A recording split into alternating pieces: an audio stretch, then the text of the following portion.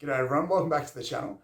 So in today's video, we're going to talk about how to solve your anterior hip pain symptoms. Now, the pain at the front of the hip can come from a number of different sources, but ultimately we want to break this video up into two parts. In the first half of the video, I want to take you guys through probably two exercises that will hopefully help you very quickly address those symptoms at the front of the hip. It will help that tissue settle, improve how it moves, and ultimately make it feel better as quickly as possible. And then once we've done that, we want to transition to the second half of the video, which is going to cover probably two main reasons for why that pain happens at the front of the hip. And those two areas can often, at least one of them can sound a little bit counterintuitive, but there's some really strong clinical evidence to suggest that if you can nail these two sort of underlying causes of your anterior hip pain, then you can make sure that it doesn't come back again, or at least you can have the confidence that you're doing the right things.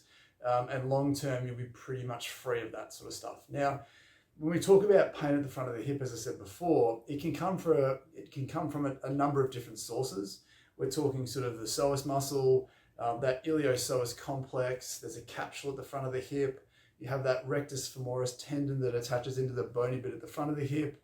Excuse me. You've got some bursa in there. There's some fascia over the top. There's a whole bunch of different things that can become pain sensitive. And also for those who aren't necessarily painful, but if you're someone who gets some clicking at the front of the hip, that classic one where you're lying on your back and you lift your leg out straight and you feel it flicking and clicking at the front of the hip. All of this is basically an expression of the same root dysfunction. So even if you don't know specifically what the sort of the tissue is that's sore for you, if you work through these exercises, by the end of it, hopefully it won't matter because hopefully you've addressed those symptoms. And then you've got the underlying cause of those symptoms, and the label may not matter as much. But for the purposes of this video, we're going to talk about it in terms of sort of anterior hip pain or hip flexor pain. But again, it might be slightly different for you, but still give these exercises a go because it might still sort of help you reclaim that normal function regardless. So, excuse me. So the very first exercise that we want to get to basically is, it's a very, very simple one. So if you know where your sort of pain at the front of the hip is, you can take a tennis ball, or in this case a lacrosse ball, and you can place that ball in the area that feels sore. But more importantly, if you put some pressure on the tender spot for you and it really hurts, feel free to go hunting around that area to see if there's any extra tightness around that that's pulling some slack from the area, so you can feed some of that slack back into the area and help it settle down faster. So how that basically looks is, traditionally for most people, if you find that hip bone at the front, generally a lot of people will find there's some dysfunction just in from that. So in towards more the pelvic or the pubic area, not on the hip bone itself, not necessarily below the hip bone, but in from that hip bone, and you'll sort of drop down into a sort of a fleshy canal. And we want to go looking for that tightness. So we're in this area, and what we want to do is we want to start here, and we just want to move around. So if you're right next to the hip bone and you come inwards, you should be able to find some really tender, tight tissue pretty easily. And all we want to get you to do here is we can get you to let the ball press in. Make sure you're taking some comfortable deep breaths to tell your body and nervous system that everything's okay. We don't want it to freak out. You don't want to be sort of holding your breath or tensing up if it's really tender. Breathe your way through it. So again, if it's really tender, what you can do is go looking for some tightness and then give everything a squeeze in that area. So tense up the tissue under the ball, give your butt a squeeze, hold for 5 seconds. And then when you relax, it should hopefully sink a little bit deeper into that tissue. It'll be a little more manageable, a little less painful long term. Now, if you're looking to sort of ramp it up a little bit, once you've found a really sort of tight and tender spot, what I'll get you to do, and you can't really see this very well in the video, but if I bend my knee, you might be able to more so. We want to get you to rotate that hip inwards and outwards. And sometimes it's a bit easier with your legs straight. But again, you can do it without the leg straight with the knee bent. We're looking to find some of that tight tissue and almost shear it free.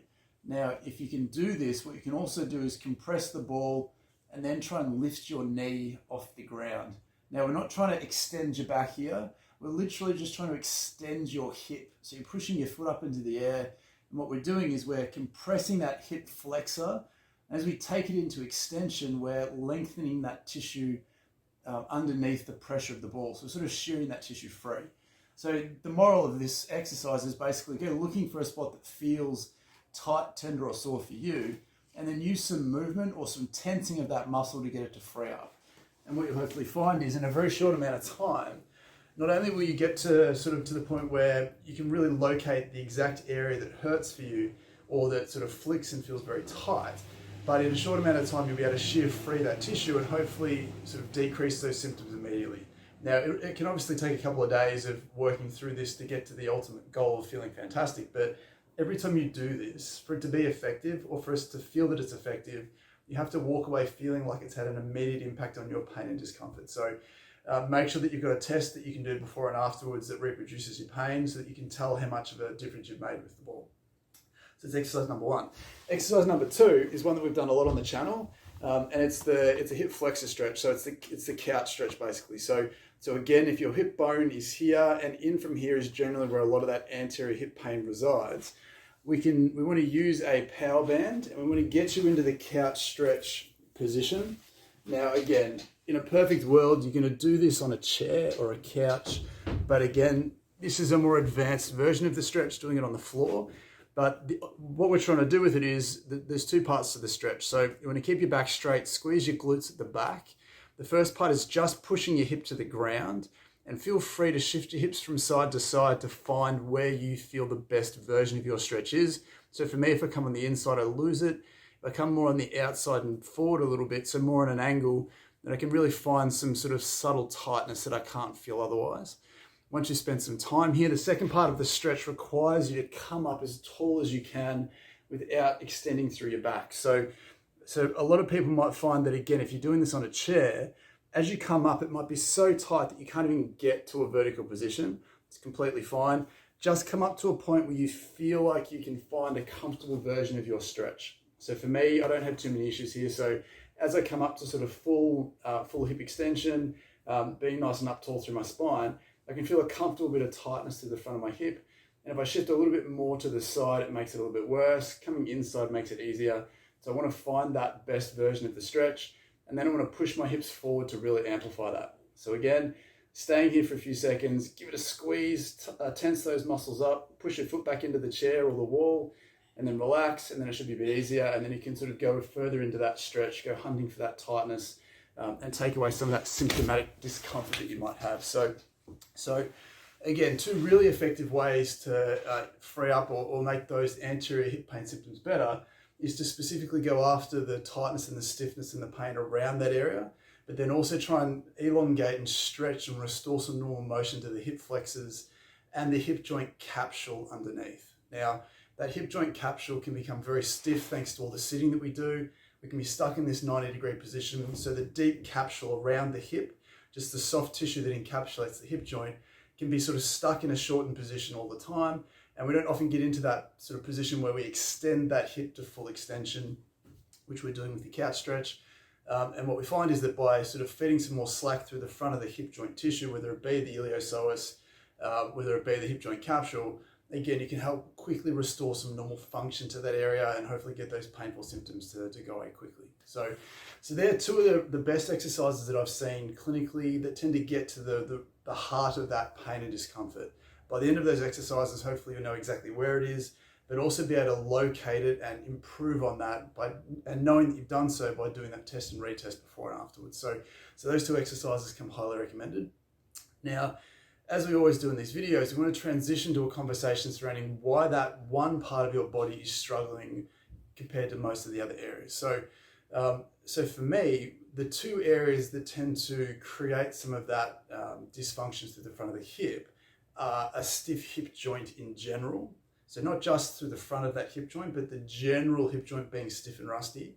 But the main one that I think gets missed a lot is the lower back. So if your lower back is a bit stiff and tight, those hip flexors attach into the front of that lower back, pretty much from the base of the rib cage down. It sort of fans up and sort of attaches in there. So if your back has become stiff and tight, you can almost pull a bunch of slack or send this sort of chain reaction of dysfunction into areas that it connects to, and that can be anywhere in the body. But what we often find is that if you do have some hip flexor tightness or some hip flexor dysfunction or anterior hip pain, there's often a hidden or some sneaky low back or sort of mid to low back dysfunction there as well that's potentially setting that hip up to fail in the first place. So the two exercises that we want to go through, again, they're not fancy exercises. If you've been following the channel, you would have seen these a few times before, but they're really important to put it into context to say, look, if you want this hip pain to go away and stay away, you've got to make sure that you're very competent at these exercises and that they really help sort of free up and mobilize the areas that we're looking at. So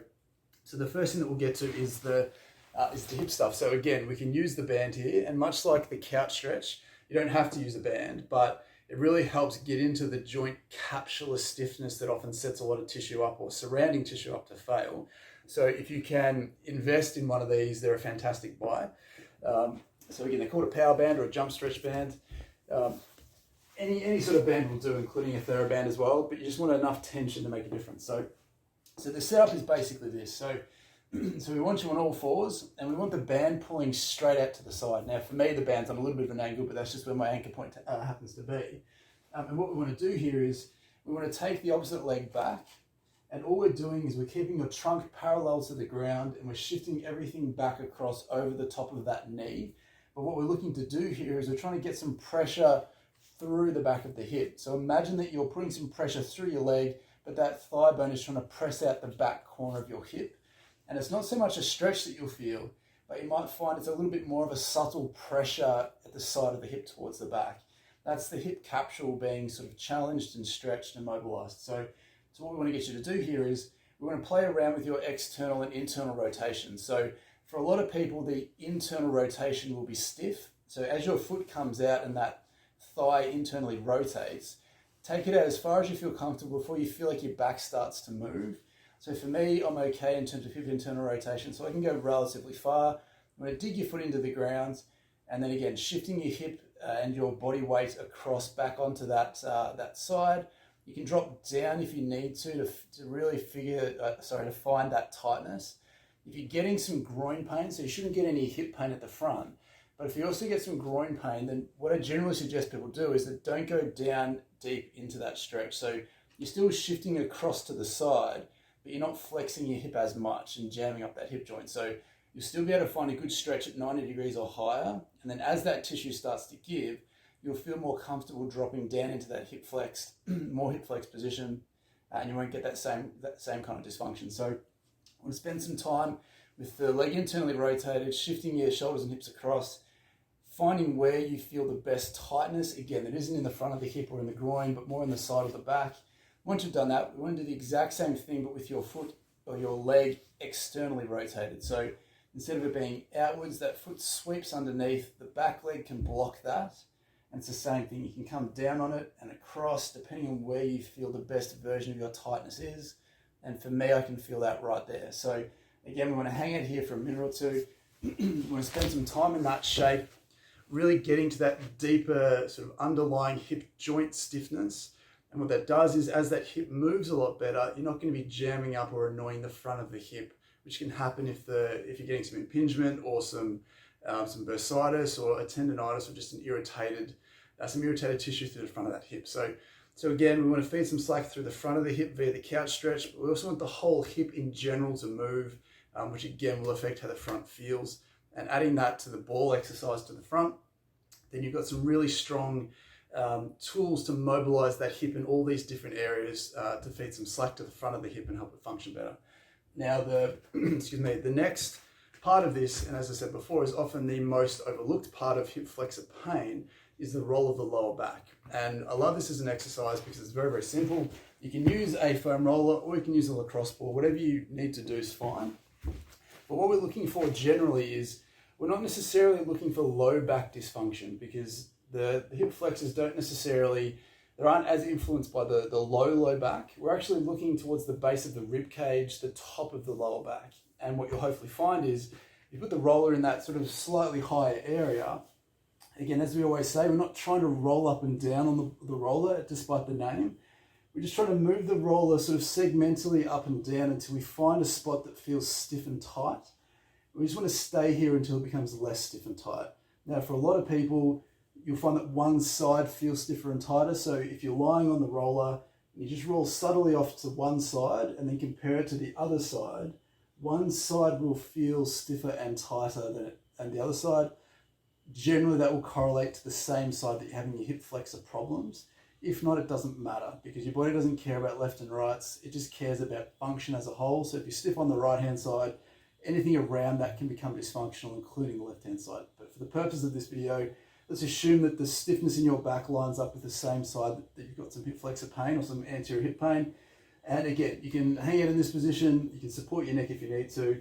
The way that I like to do it is I like to have my head on the ground and I just roll around and then just drop my hips down and really create that hinge through that part of my back. But I understand for a lot of people that's not as easy, so you can have a bunch of pillows here. You can lift your hips up and just gently drop that down depending on what feels comfortable for you. But the idea is that you want to segmentally move the roller up and down, pausing on the areas that feel stiff and tight, staying there for 30 seconds, a minute, however long it takes for that to feel less stiff, and then retesting some of those activities or movements that annoy the front of the hip. Because what we often find clinically is, say if doing a hip flexor stretch really opens up that hip and potentially exposes some of those symptoms, freeing up your back and then doing that test again can really make it a lot easier straight away, because you're almost getting to the root cause of why all of that tissue is dysfunctional in the first place. So again, use a foam roller to find those spots. If not, use a tennis ball or a lacrosse ball, and this is in the very same way. Start in the middle of your spine, let it roll off to the side where the joints are, compare the sides to see which side feels the stiffest, spend the most time on that side once you're sick of it, then move up a little bit or down a little bit, go hunting for where that stiffness is for you. And in a very short amount of time, you'll be able to understand where your back may be letting you down in terms of the function of your hip, particularly that hip flexor. So those 4 exercises I find really, really useful clinically. They sort of, together, they really form a powerful group of things to improve the way your back and hip function, which should hopefully help you guys feel a little bit better through the front of that hip flexor. Again, if you have clicking or cracking or popping, it's the same understanding, the same exercises apply. So just make sure that you're working through those things. And then finally, to wrap it all up, as we always do, we need to make sure that we have that sort of more adult conversation surrounding why is your back stiff? Why has that hip become stiff in the first place? And unfortunately, the answer for a lot of people is sitting and sitting habits. So once you've found the segment of your spine that maybe feels the stiffest, or maybe there's an area that feels stiffer than the rest, again, there still has to be a reason why that is stiffer than anywhere else.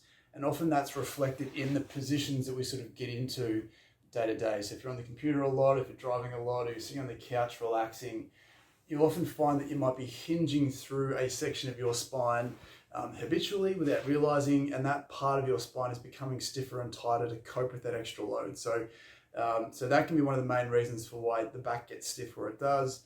The hip, as I said before, can get stiff just because we spend a lot of time in that sort of 90-degree hip flex position without often sort of extending the hip and going back the other way as often as we probably need to keep it sort of healthy and free. So again, if you're working hard to solve the symptoms and treat those underlying causes of your hip pain or pain at the front of the hip, you also need to make sure that you're putting those tissues in a better position and using them better if you want those underlying causes to also go away. So hopefully that sort of gives a good broad perspective on a great way to treat that hip flexor pain.